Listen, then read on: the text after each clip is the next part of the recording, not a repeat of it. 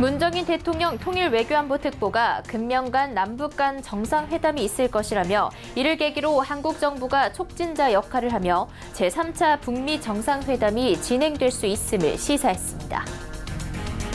또 도널드 트럼프 미국 대통령이 뮬러 특검 공수표로 러시아와의 공모 혐의로부터 벗어나며 트럼프가 다시 북핵 딜에 재시동을 걸 것으로 관측됐습니다. 오늘 방송은 서울경제TV가 한반도 어디로 가나를 주제로 문정인 특보를 모시고 주최한 젠 리더스 포럼으로 특집 방송합니다.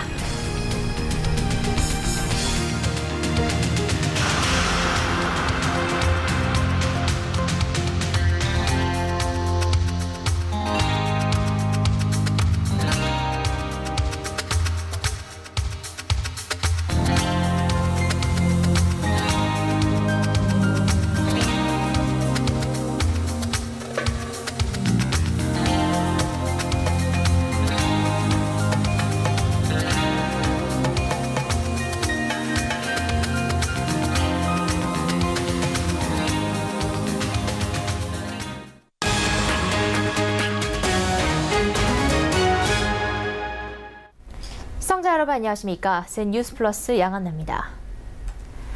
서울경제TV가 한반도 어디로 가나 격변하는 북미 남북 관계란 주제로 개최한 젠 리더스 포럼 조창 강연에서 문정인 대통령 통일외교안보 특보가 조만간 남북 정상의 만남을 시사했습니다. 문재인 대통령이 하노이 회담의 결렬을 딛고 촉진자 역할을 해 북미 회담에 물꼬를 틀 수 있다는 얘기입니다. 문정인 특보는 노무현 대통령 당시 동북아 시대위원장을 역임하는 등 지난 수십 년간 남북과 북미 관계 등을 천착해온 저명한 외교 안보 전문가로 문 대통령의 핵심 외교 자문 역할을 하고 있는 브레인입니다. 이에 문정인 특보 강연 내용 중심으로 한반도가 어디로 가고 있는지, 북핵 문제의 해법은 무엇인지 진단해보는 특집 방송 준비했습니다. 정창신 기자입니다. 문정인 대통령 통일외교안보 특보가 조만간 제3차 남북 정상회담이 열릴 수 있을 것을 시사했습니다. 그런데 우리 대통령 입장에서는 얼마든지 그런 촉진자 역할을 할 자세가 돼 있고 준비를 하는 걸로 알고 있습니다. 이제 금년간 아마 남북 간에 무슨 움직임이 있겠죠. 북한 문제 등에서 대통령 핵심 자문 역할을 맡고 있는 문 특보의 역할에 비춰 금년간 남북 간 움직임이 있을 것이란 표현은 현재 남북 간 물밑 접촉이 상당 부분 진척이 되고 있다고 해석할 수 있는 대목입니다. 특히 이날 문 특보의 발언은 결렬된 하노이 북미 정상회담 이후 최근 북미 남북 관계가 개선 조짐을 보이고 있는 가운데 나온 발언이어서 귀추가 주목됩니다. 실제 트럼프 대통령은 지난 22일 북한에 대한 추가 제재를 취소한 데 이어 25일 북한은 남북 공동연락사무소에 인력을 복귀시켰습니다. 결정적으로 트럼프 대통령의 미국 내 상황도 북미 관계 개선 기대감을 키우고 있습니다. 로버트 뮬러 특검은 지난 2016년 대선에서 트럼프 캠프와 러시아 간 공모 사실을 찾지 못했다고 결론 내렸습니다. 트럼프 대통령 입장에선 뮬러 특검이 공수표로 끝나면서 반역죄 혐의를 벗었고 이에 따라 탄핵 국면에서 벗어나면서 북핵 협상에 대한 자신감을 얻은 겁니다. 또한 트럼프 대통령은 내년 대선에서 재선을 위해 북핵 딜이 절박한 상황입니다.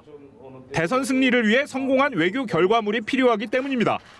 서울경제TV 정창신입니다.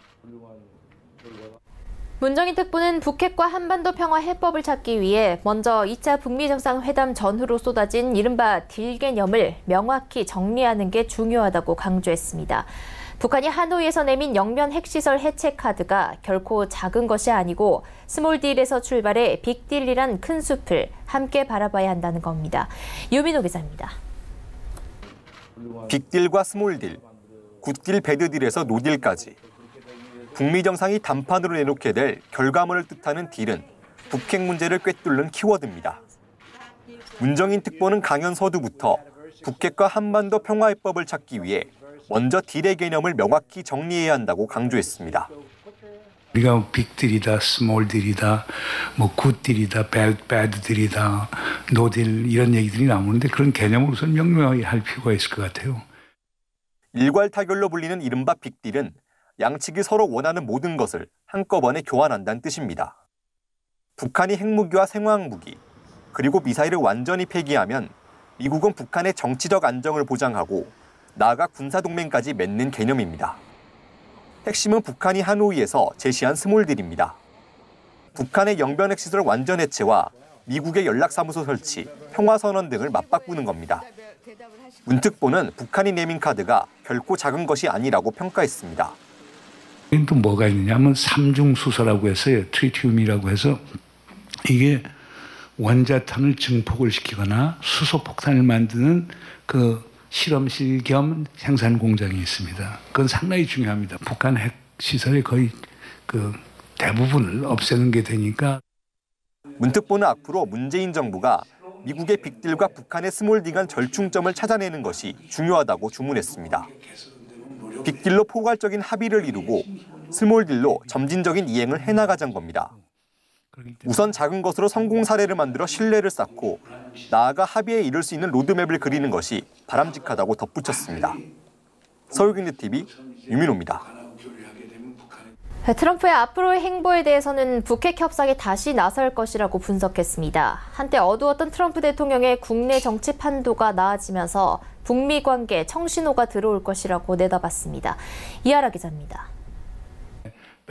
문정인 대통령 통일 외교안보 특보가 22개월여 만에 러시아 커넥션 의혹을 벗은 미국 도널드 트럼프 대통령이 다시 북한과 협상에 나설 가능성이 높다고 밝혔습니다.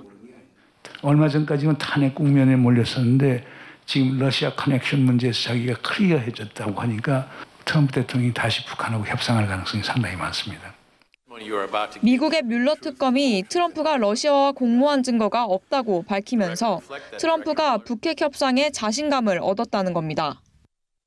지난 대선 기간 동안에 러시아하고 사이 결탁을 해서 미 대선의 결과에 영향을 주었다라고 하는 그런 이제 의구심이 들어서 당시 의회가 특별검사를 임명하고 조사를 했는데 조사 결과 혐의가 없다는 게 드러났어요. 트럼프 대통령 입장은 엄청나게 지금 좋아지는 거죠. 그동안 민주당 일각에서 거론돼 온 트럼프 탄핵 주장이 수그러들면서 트럼프가 내년 대선 전 외교업적으로 북한 카드를 꺼내들 것이라는 관측에 무게가 실리는 상황입니다. 대외 정책에서는 다 실패하지 않습니까? 내년 11월 트럼프 대통령이 대선에 나갔을 때 무엇인가 성공한 외교가 있어야 될 건데 아마 제 생각에는 트럼프 대통령 북한을 생각하는 것 아니냐. 그러면 결국에 무슨 딜을 만들어야 된다. 서울경제TV 이하라입니다. 이날 포럼에서 문정인 특보는 민간 공공외교의 중요성을 강조했습니다. 개성공장 입주 기업 등 피해 당사자들이 직접 나서 자신들이 받는 고통을 알리고 남북경협의 마중물을 부어야 한다는 겁니다. 이보경 기자입니다.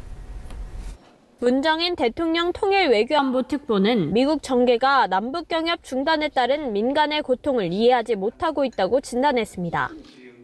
그는 직접 워싱턴에 가서 개성공단과 금강산 관련 당사자들, 북한 주민들의 고통에 대해 설명했지만 미국 정계는 제재가 북측의 많은 주민들의 삶을 어렵게 만들고 개성공단에 입주해 있는 한국 중소기업분들의 삶을 어렵게 만드는 것에 공감하지 못하고 있다고 설명했습니다.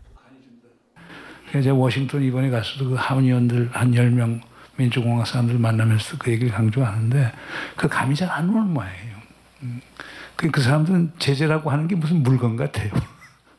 따라서 문 특보는 워싱턴에 가서 목소리를 좀 더 높여야겠다면서 당신들이 제재라고 하는 것을 물건처럼 다루는 동안에 남과 북의 사람들이 인간적인 비극을 겪고 있음을 강력하게 어필해야 한다고 말했습니다. 그러면서 개성공단 입주 기업들도 정부의 역할에만 기댈 것이 아니라 보다 더 체계적인 전략을 세워서 워싱턴과 유엔 제재위원회에 가서 직접 전달해야 한다고 강조했습니다. 자꾸 정부에만 맡기지 마세요. 지금 국가가 외교를 독점적으로 하는 시대는 지났습니다. 피해자 당사자들이 오거나이즈해서 유엔 안보리 생션 그 제재위원회 같은 데서 우리가 이런 고통을 받고 있다라고 하는 걸 그 워싱턴과 뉴욕에 있는 당사자들을 느끼게끔 해주는 게 필요하다고 생각이 됩니다. 서울경제TV 이보경입니다. 앞서 보도해드린 것처럼 기업과 정부 모두가 함께 외교에 나선다면 그 효과가 클 수밖에 없는데요. 이에 신한용 개성공단 입주기업협회장은 트럼프 미국 대통령에게 직접 편지를 쓰고 유엔 대북제재위원회를 설득하겠다는 계획을 밝혔습니다. 또 현장의 개성공단 입주기업인들 역시 가장 직접적인 당사자 중 하나인 만큼 절실함을 토로했습니다. 고현정 기자입니다. 강연장 한켠에 진지한 표정으로 자리한 개성공단 입주기업인들. 그 누구보다 문정인 대통령 통일외교안보특보의 메시지에 집중합니다.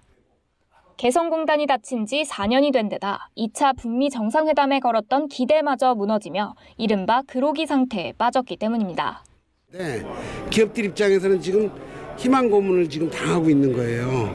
왜냐하면 새 정부가 들어오고서 개성공단이 이제 곧 열릴 거라는 희망 때문에 직원들도 그대로 유지하고 있었고, 그러니까 리스크는 점점 커져가고 있는 거죠. 125개 기업 중에서 약 30여 개 업체가 이미 상당히 그로기 상태로 지금 돼 있어요, 지금.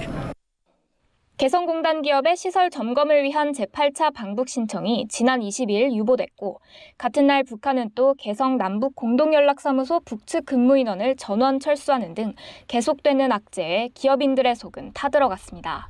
지난 25일 남북 연락사무소의 북측 인원이 일부 복귀했지만 개성공단 재개까지는 갈 길이 먼 상황.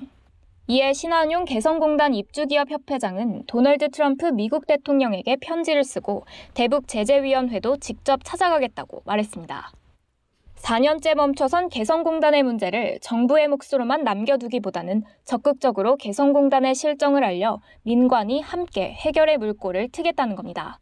이런 차원에서 트럼프 대통령께 보내는 공개 서한도 미 대사관을 통해서 전달을 하려고 준비를 하고 있고요. 오늘 문 특보님 강연에서도 나와 있듯이 대북제재위원회에도 저희가 방문을 해서 우리의 의견을 전달할까 그렇게 준비를 하려고 계획하고 있습니다. 이는 문정인 특보가 오늘 열린 샌 리더스 포럼 조찬 강연에서 국가가 외교를 독점하는 시대는 지났다며 체계적인 전략을 가지고 개성공단의 고통을 워싱턴과 유엔에 전달해야 한다고 조언한 것과 일맥상통합니다.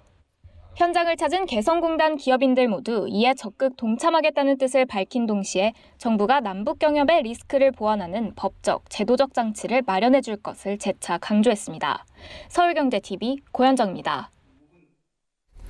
오늘 포럼에는 북미 하노이 회담 결렬 이후 한반도 정세 변화를 가늠해보고 싶어하는 기업인들로 잠옷 비장함까지 감돌았습니다. 특히 개성공단 폐쇄로 큰 고통을 받고 있는 개성공단 입주기업들은 문 특보의 말 한마디를 놓치지 않기 위해 귀를 쫑긋 세우는가 하면 개성공단은 언제 재개될 수 있는 거냐며 울분을 토하기도 했습니다. 김혜화 기자입니다. 우리나라가 미국 앞에만 서면 그렇게 한없이 작아지는 존재인지 몰랐었습니다. 서로 입장이 다르고 국가적 이해를 달리하는 부분에서까지 우리가 미국을 무조건 맹종해야 되는 것인가? 우리의 입장은 누가 지켜주는가 하는. 지난 2017년 문재인 정부가 들어서며 개성공단 재개를 기대했지만 4년째 폐쇄 상태가 지속되고 있는 것에 대해 개성공단 입주기업들은 울분을 토하고 이에 대해 정부가 적극적인 역할을 해줄 것을 이구동성으로 주문했습니다. 이날 강연에 나선 문 특보는 이에 대해 주권 국가로서 한국 정부는 할 말을 해야 한다며 개성공단 폐쇄에 대해 안타까운 마음을 그대로 드러냈습니다. 이날 포럼에는 신한용 개성공단 비대위 대표공동위원장 등 개성공단 기업인들과 다양한 분야의 기업인들이 자리했습니다. 참석한 기업인들은 한반도 정세와 관련해 심도 깊은 이야기를 나눌 수 있는 뜻깊은 자리였다고 입을 모았습니다. 사실 하노이 회담, 북미 정상회담 이후에 사실 여러 가지 이제 한반도 정세라든가 실제 이제 기업하는 사람 입장에서도 여러 가지 이제 대북 관련한 여러 가지 정치적인 문제들이 이제 중요한 역할들을 하는데요. 그런 부분에 대해서 이제 실제적인 그 회담에 대한 의미와 내용들, 그리고 또 앞으로의 그런 방향성들에 대해서 좀 통찰력 있는 의견들을 들을 수 있어서 좋았던 것 같습니다. 또 이날 포럼에는 정성호 기획재정위원장 등 정계 인사들도 참여해 한반도 해법에 대해 진지한 의견을 나눴습니다. 외교의 본질, 핵심, 또 우리 한미동맹의 정말 본질적인 사항들, 또 북미 관계 앞으로의 경로에 관련해서 누구보다도 또 핵심을 짚어줄 분이라고 생각합니다. 여야가 정파적인 이해관계, 당리당략을 넘어서 국가를 생각하고 또 국민들의 또 국가의 그 장래를 생각하는 그런 정치를 좀 했으면 한 바람이고 늘 그렇게. 이날 행사를 주최한 서울경제TV는 앞으로도 한반도 평화를 위해 언론으로서 제 역할을 다할 것을 다짐했습니다. 이 한반도를 둘러싼 국제 정세가 마치 서울 하늘을 뒤덮고 있는 그 미세먼지 같이 아주 불투명한 상황입니다. 조만간 남북 관계가 빨리 호전이 돼서 여러분들이 그 염원이 이루어질 수 있도록 함께 노력을 하도록 하겠습니다. 하노이 정상회담 이후 교착 상태에 빠진 한반도의 정세를 짚어본 이번 포럼에는 한국 경제를 이끌어가는 150여 명의 기업인들이 참석해 성황을 이뤘습니다. 서울경제TV 김혜영입니다. 진옥동 신한은행장이 내정자 타이틀을 내려놓고 본격적으로 업무에 착수했습니다. 작년 말 차기 행장에 내정된 후 3개월 만입니다.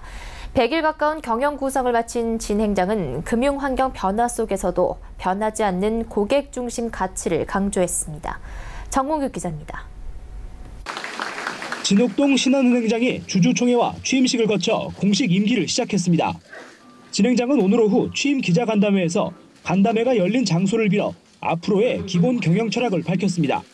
이 두드림 카페는 학교 밖 청소년들에게 6개월간의 바리스타 교육을 시켜서 이 사회에 취직하고 진출할 수 있도록 하는 그 카페 학교입니다. 저희 은행의 역할이 바로 이런 거라고 생각합니다.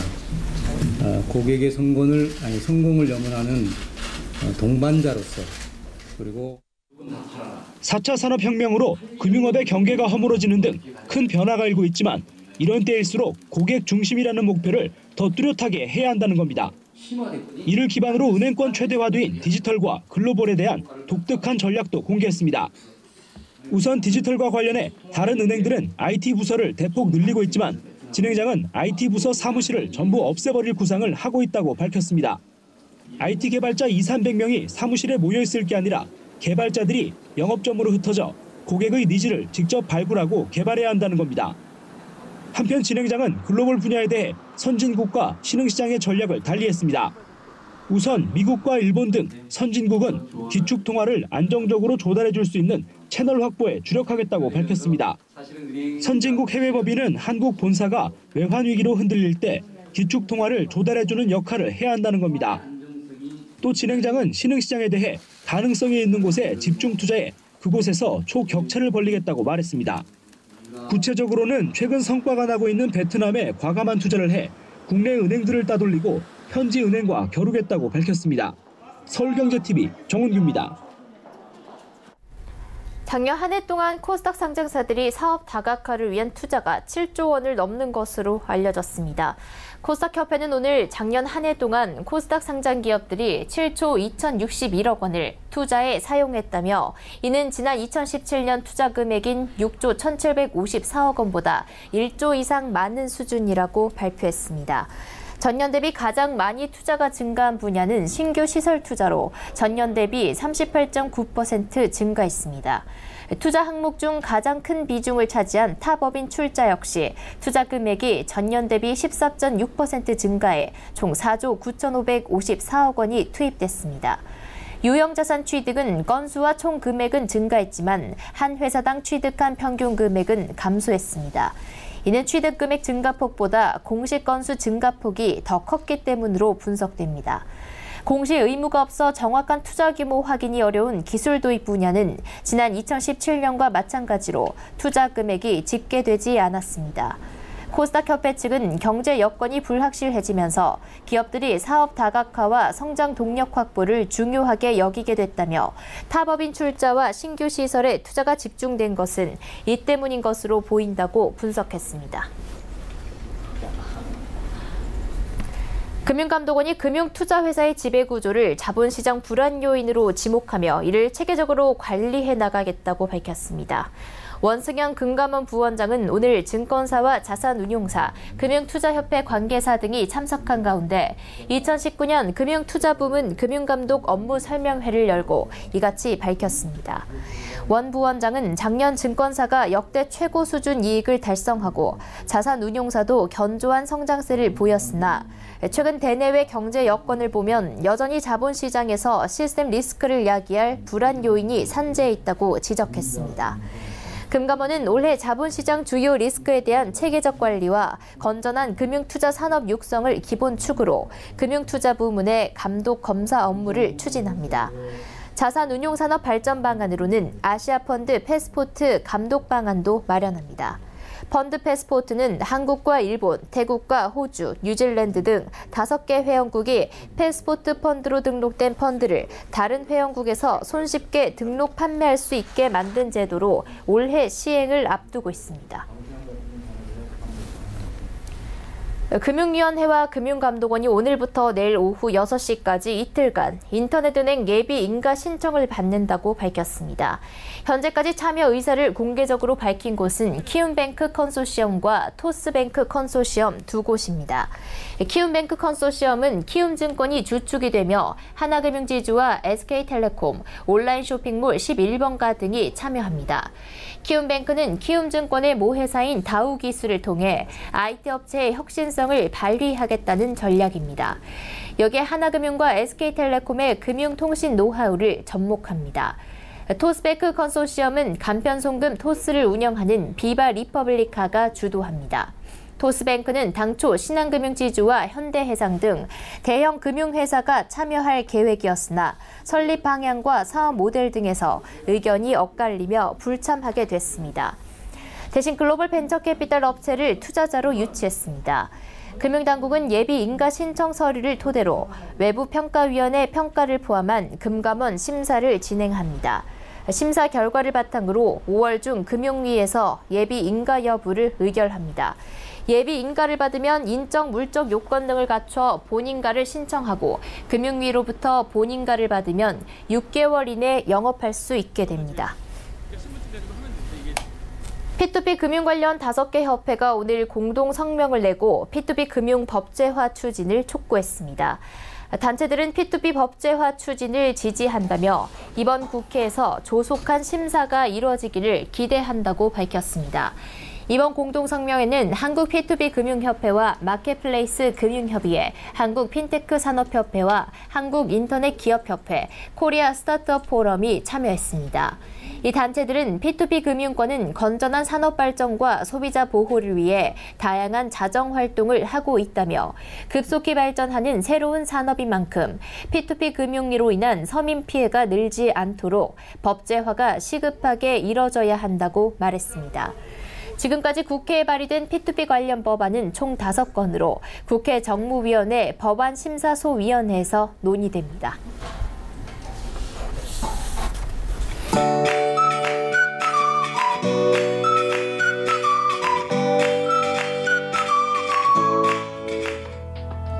안녕하세요. K웨더 라이프스타일 예보 김단비입니다.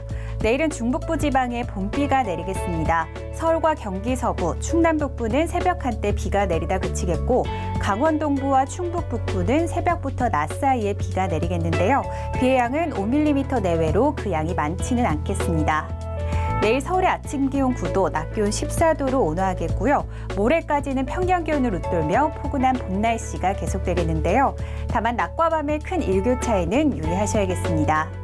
한편 현재 동해안과 경상도, 전남, 제주도 일부 지역에는 건조특보가 발효 중입니다.